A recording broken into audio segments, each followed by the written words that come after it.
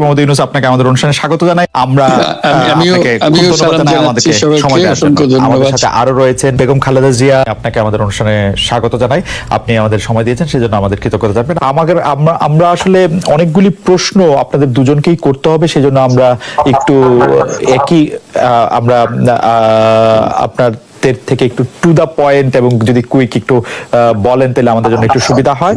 আপনি গণতন্ত্রের পক্ষে লড়াইয়ে শামিল হতে বলছেন, প্রশ্ন কেউ কেউ করছেন, প্রশ্ন উঠছে, আপনি কি এইসব মামলা মোকদ্দমা থেকে মুক্তি পেতে ডক্টর মোহাম্মদ ইউনূস সরকারেরই পরিবর্তন চাইছেন? বিসমিল্লাহির রহমানির রহিম। আসসালামু আলাইকুম। দীর্ঘদিন অসুস্থ থাকার পর আপনাদের সামনে কথা বলতে পারার জন্য আল্লাহর কাছে শুকরিয়া আদায় করছি। আমার কারাবন্দী অবস্থায় আপনারা আমার কারামুক্তি ও রোগ মুক্তির জন্য সংগ্রাম করেছেন, দোয়া করেছেন, সেজন্য আমি আপনাদের সকলকে ধন্যবাদ জানাচ্ছি। দীর্ঘ আন্দোলন সংগ্রাম ও ত্যাগের মধ্য দিয়ে আমরা ফ্যাসিবাদী অবৈধ সরকারের কাছ থেকে মুক্তি পেয়েছি। আমি আন্তরিক ধন্যবাদ জানাতে চাই আমাদের বীর সন্তানদের, যারা মরণপণ সংগ্রাম করে এই অসম্ভবকে সম্ভব করেছে। শত শত শহীদদের জানাই শ্রদ্ধা। এ বিজয় আমাদের নতুন সম্ভাবনা নিয়ে এসেছে। দীর্ঘদিনের নজিরবিহীন দুর্নীতি, গণতন্ত্রের ধ্বংসের স্তূপের মধ্য থেকে আমাদের নির্মাণ করতে হবে এক সমৃদ্ধ বাংলাদেশ। ছাত্র তরুণরাই আমাদের ভবিষ্যৎ। তরুণরা এই যে স্বপ্ন নিয়ে বুকের রক্ত ঢেলে দিয়েছে, সেই স্বপ্ন বাস্তবায়নে করতে মেধা, যোগ্যতা, জ্ঞান ভিত্তিক গণতান্ত্রিক বাংলাদেশ গড়ে তুলতে হবে। শোষণহীন সমৃদ্ধ বাংলাদেশ, সকল ধর্মের গোত্রের অধিকার নিশ্চিত করতে হবে। শান্তি, প্রগতি আর সাম্যের ভিত্তিতে আধুনিক বাংলাদেশ নির্মাণে আসুন আমরা তরুণদের হাত শক্তিশালী করি। ধ্বংস নয়, প্রতিশোধ নয়, প্রতিহিংসা নয়, ভালোবাসা, শান্তি ও জ্ঞান ভিত্তিক সমাজ গড়ে তুলি। অনেকে বলে থাকেন দেশি গণমাধ্যমে কথা বলতে আপনি স্বাচ্ছন্দ্য বোধ করেন না।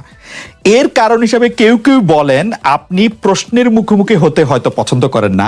আবার কেউ কেউ বলেন কিছু না বলেও আপনি যে দুর্যোগের মধ্যে আছেন, বললে না জানি কি হতো। আপনার মন্তব্য একটু শুনতে চাই। তুমি তো সবটা বলে ফেলেছ সমস্যাগুলোকে। কাজে এই হলো অবস্থাটা হলো, আমি বলছি দেশের কাউকে কিছু বলি এমন কথা তো নয়। বাইরে বিদেশেও যে সবাইকে যে সাদরে নিয়ে আসি তাও না, তাদেরকে অনেক শর্ত দিই আমার এই কথাগুলো ছাপানোর আগে আমাকে বলতে হবে, যাতে আবার এমন কোনো কথা শব্দ এমন থেকে না যে আমি আর বিপদের সম্মুখীন হবো। আমি শুধু বিপদ থেকে দূরে থাকার জন্য এটা করছি, কারণ আমি চারদিকে বিপদের মধ্যে আছি। কাজে কথা না বলা, এটা একটা নিজেকে রক্ষা করার একটা সুবিধা আর কি। যত কম বলা যায় ততই হয়তো ঝামেলার থেকে বাঁচবো। সম্পূরক প্রশ্ন করতেই হয়, নিজেকে কতটা রক্ষা করতে পারলেন প্রফেসর ইউনূস?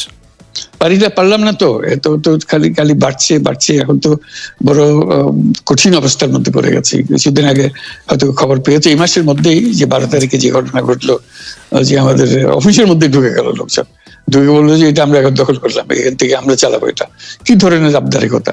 আমরা পুলিশের কাছে গেলাম, বললো যে আমরা এই ব্যাপারে কিছু করতে পারবো না, কাজেই তারাও কিছু করলো না। তো আমরা যাবোটা কোথায়? পুলিশও কিছু করবে না, ওরাও জবর দখল করার জন্য ছুটে আসবে, আমাদের আইন কানুন কিছুই মানবে না। আর আমাদের একটা প্যানিক সৃষ্টি করলো আমাদের পুরো অফিসের মধ্যে যত লোকজন আছে, বিশেষ করে মহিলা সহকর্মী যারা আছে, তারা খুবই ভীত সন্ত্রস্ত হয়ে গেল যে কি কারবার, কি হলো এটা। দেখা যায় সমস্যার পরিমাণ বাড়ছে, কমছে না।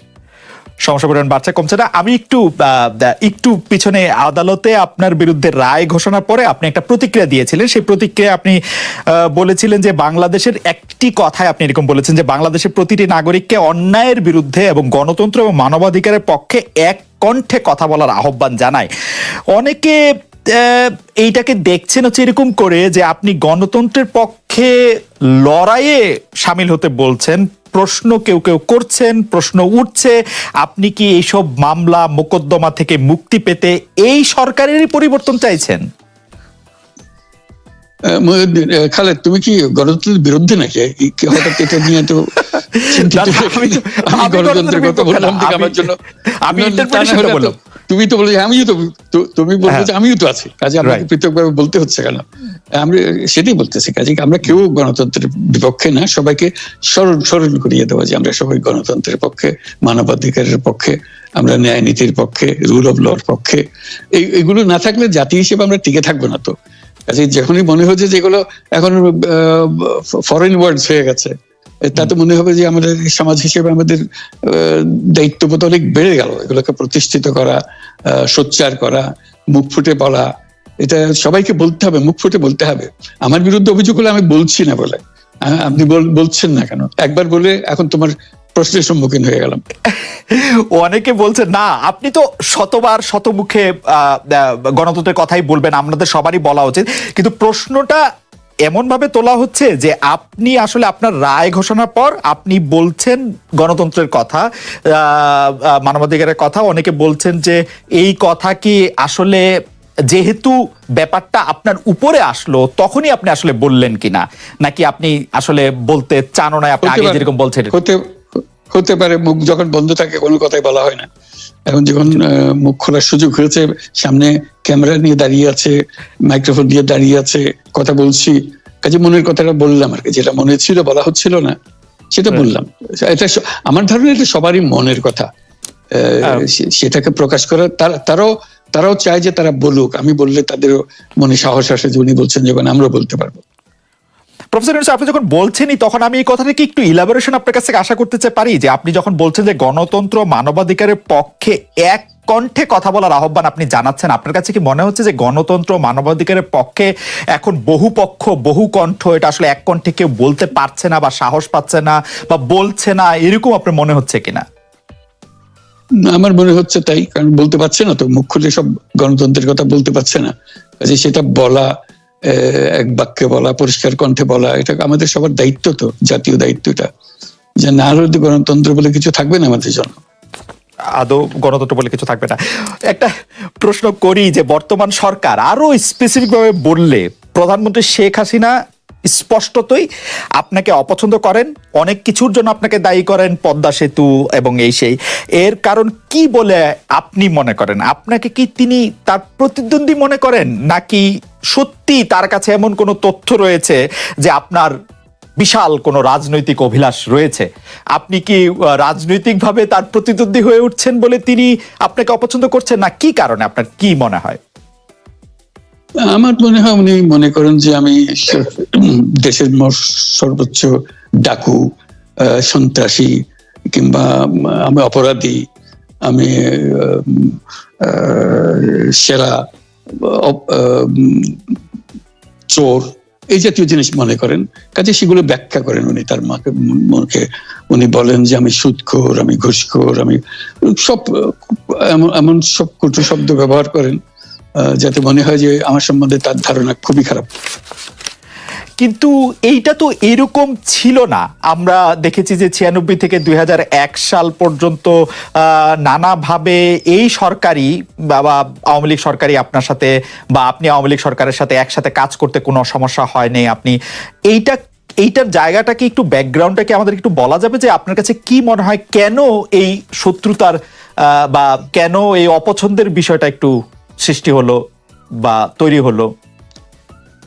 যেই হোক, এটা আমার তরফ থেকে হয়নি। আমি তাকে যথাযথ শ্রদ্ধা করে নিয়ে গেছিলাম আমাদের মাইক্রো ক্রেডিট সামিটে ওয়াশিংটন ডিসিতে। আমাদের প্রধান অতিথি করে নিয়ে গেছি, সবাই সম্মান করেছে। কারণ এই মাইক্রো ক্রেডিটটা তখন পৃথিবীর সামনে আসছে, বড় আকারে আসছে, এবং এটা বাংলাদেশের অবদান হিসেবে সবাই স্বীকৃতি দিচ্ছে। ওয়াশিংটনে দুনিয়ার সেরা যারা সবাই উপস্থিত ছিলেন, তার মধ্যে আমরা ওনাকে নিয়ে গেছিলাম এই জন্য যে বাংলাদেশের পক্ষ থেকে এই গৌরবটা যেন তিনি আমাদের পক্ষ হয়ে গ্রহণ করেন। উনিও রাজি হয়েছেন, উনিও গেছেন, করেছেন। কাজে এটা স্বাভাবিকভাবে এই সম্পর্ক থেকে যাওয়ার কথা ছিল, কিন্তু কি কারণে এটা ঘাটতি হতে আরম্ভ করলো বুঝতে পারলাম না।